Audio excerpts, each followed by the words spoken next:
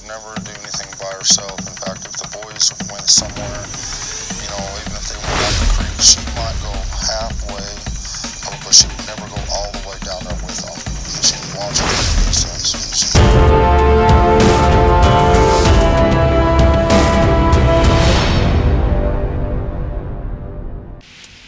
Welcome to Reporter Room, where we seek truth and justice. My name is Jessica Davies, and I'm an investigative journalist. Today, we're going to talk about the real reason Don Wells didn't want to give Brian Enton a tour of the Ben Hill Road property, hoarding, and potential safety issues for Summer that could have contributed to her disappearance, and enhanced interior photos of the Summer Wells house that Dr. Phil could not show you. Everything I'm about to share is my opinion, so please don't send any negativity to anyone, anytime, anywhere.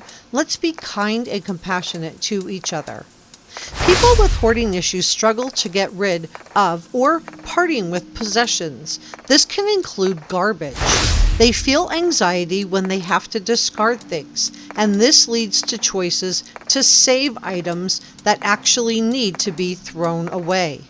The clutter then fills up the indoor and often the outdoor spaces, leading to an inability to use living areas appropriately.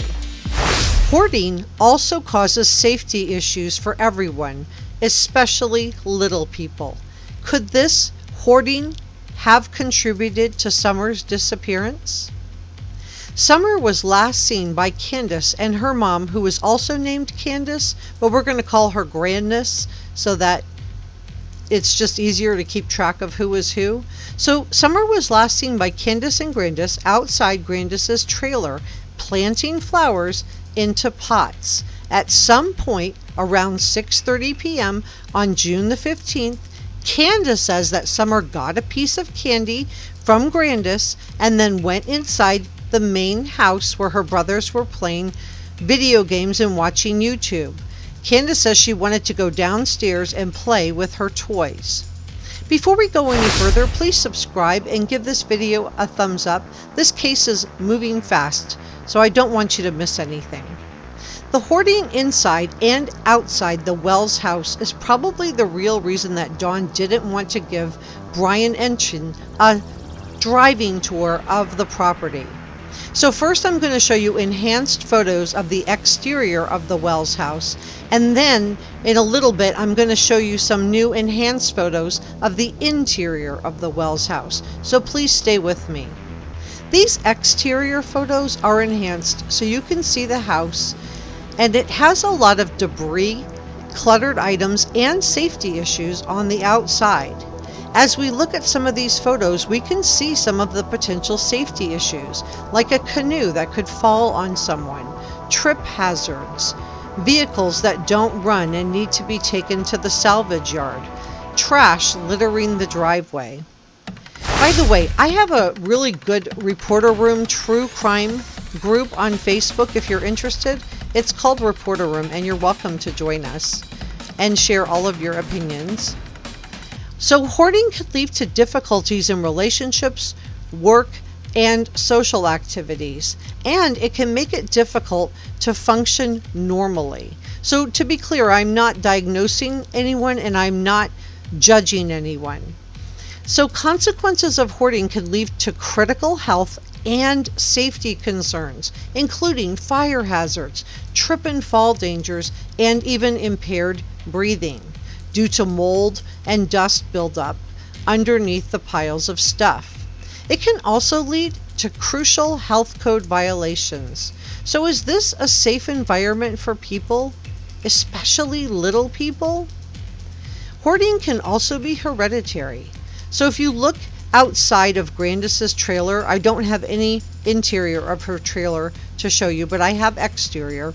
Her trailer is surrounded by piles of stuff. And all of this stuff littered everywhere is not safe for tiny, bare feet. And we know Summer did not have shoes on when Candus saw her last.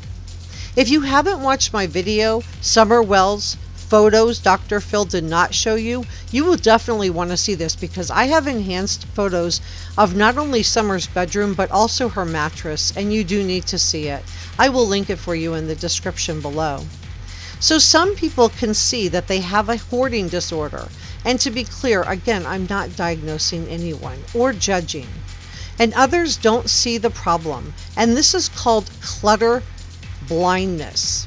So it's not the hoarder's fault. So let's take a look at some of the interior photos I have enhanced to show you what my concerns might be for little people. People with clutter blindness get used to seeing things inside and outside their home. They get used to seeing piles of items, so they stop seeing how messy and dirty and filthy it all looks. The hoard actually becomes normal to them, and they no longer see it. So do you think this looks like a safe environment for little people? There are piles of things covering nearly every surface. Animal hoarding may also be an issue at the Wells house. And again, I'm not diagnosing anyone, but the Wells property is reported to have anywhere from 9 to 15 dogs, and this probably depends on whether their adult dogs have puppies, and they also have cats. Animal hoarding is having an excessive number of animals, and sadly, these animals are often not well kept. They're often kept in unhealthy conditions for animals. And again, people who hoard don't see that this is a problem, so they're not doing it intentionally.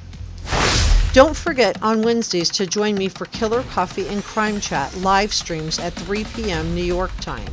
It's every Wednesday, so put on your PJs, grab some snacks and coffee, and we can cozy up and chat together. So let's look at the Wells house interior. To overcome clutter blindness, it's helpful to look for 5 red flags. 1. Things are not being used. For example, around the Wells property, we see piles of stuff outside, and inside we see piles of clothing everywhere, and it looks like a potential fire hazard, in my opinion. 2. Things are untidy or extremely disorganized, and we can see that this house isn't tidy and may not be safe for tiny people. Besides a fire hazard, we also have a trip and fall issue potentially going on. 3. Too many items in a space that is too small. There's a lot of stuff going on inside this house. Too many items for the square footage. There isn't a place to eat even. Every surface is covered with stuff.